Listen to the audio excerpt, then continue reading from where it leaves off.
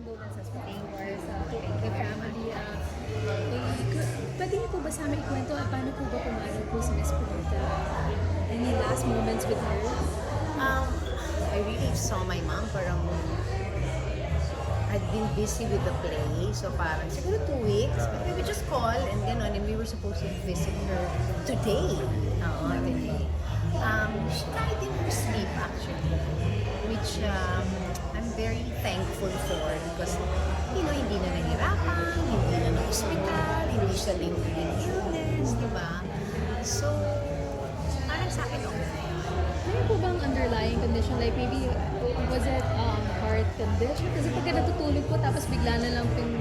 Mommy's always had the heart problem, I mean, ever since. Tsaka lately, syempre yung memory, ganyan, di ba? Pero health-wise, okay naman siya. Ayun, so... But we don't know if she had an attack during her sleep. Okay, I don't know. Hindi na natin alam. I mean, and Hindi na po it namin. doesn't matter na naman if Hindi na that's po the... namin inalam. Basta she was sleeping. Ayun, hindi na siya nag-isip. Paano niyo po nalaman sa told you or is somebody staying at home with? Yes, well, Yung husband po niya, si Chito Carlos. tsaka isa naming kapatid. Sa kapatid namin. Yun, mga 2 a.m. tumawag sila. So, pumunta na kami doon. I had a feeling, sabi ko, wow, parang they're not going to call us naman at 2 a.m. So parang, oh, there's something, di ba? So we rushed na. And of course, patuloy po yung pagsuporta po. Hindi na po dito, pati po sa social media. I know. My phone hasn't stopped.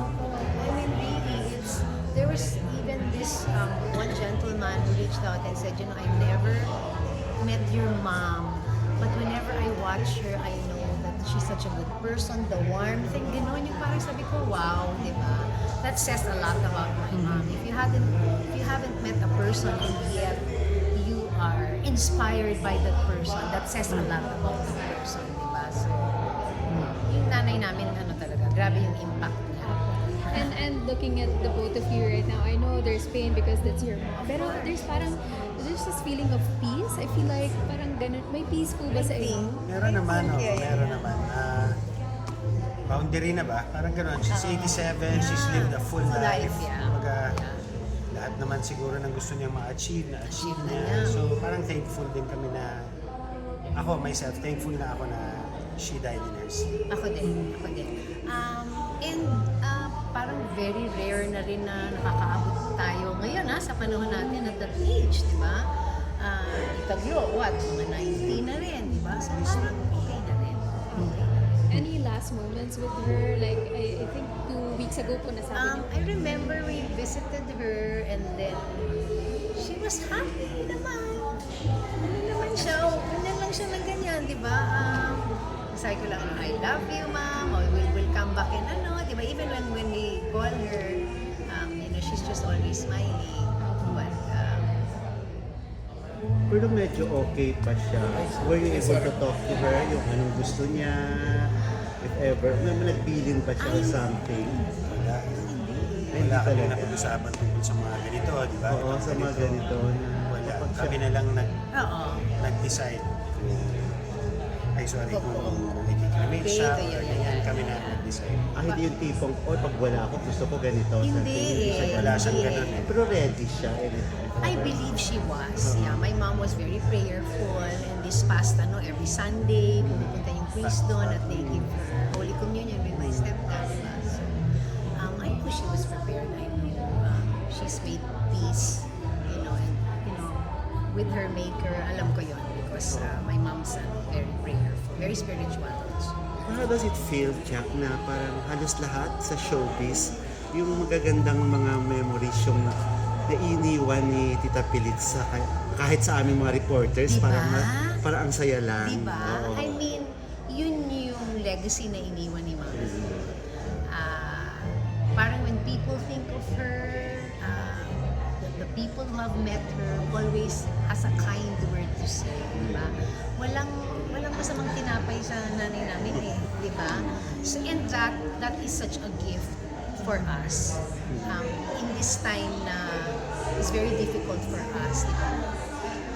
If you meet anybody that she has met at yun ang sinasabi, nakaka-warm ng heart kahit paano naiibsan yung sakit na nararamdaman namin because because mom is not there. And I would also tell the kids that this is something that you will have to continue.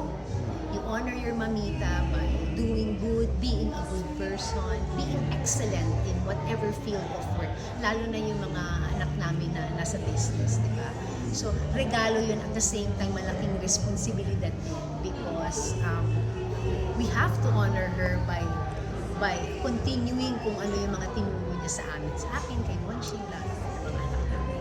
Tsaka paano mo naitawid yung foxtrot last weekend ng Saturday? Ang hirap talaga.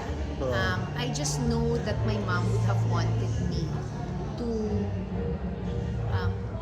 still do the play because she would have wanted me to honor my commitment. At naisip ko, my mom used to always say before, when I would ask her, ang daming dinaanan na sakit din ng nanay ko in her past relationships, and I said, paano mo nagagawa to sing on stage when you're having a bad day or when you're going through something difficult?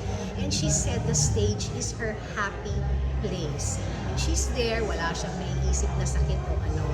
And it's funny that in my play, that's my same line. This is my happy place. So I offered it. I offered the show to my mom. And after that, everybody gave us a standing ovation. Yes.